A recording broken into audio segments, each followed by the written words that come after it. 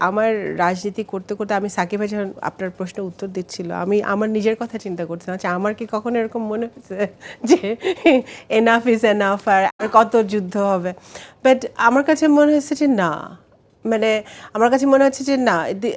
আমাদের কাজটা বা রাজনৈতিক কর্মীরা যারা কনভিকশন নিয়ে কাজ করে যারা অ্যাকচুয়ালি সততার থেকে কাজ করে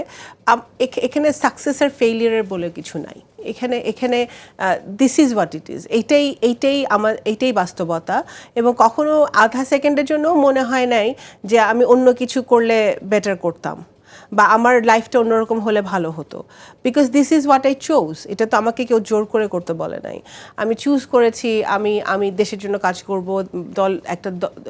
পলিটিক্স করব দলের জন্য কাজ করব তো সেটা তো আমি নিজেই চুজ করেছি তারপর লাস্ট একটা বার কোনো কিছু মিশনে পরিণত হলে বাকি অনেক কিছুই কাটল হতে থাকে তখন কাটল হ্যাঁ এক্স্যাক্টলি একদম তাই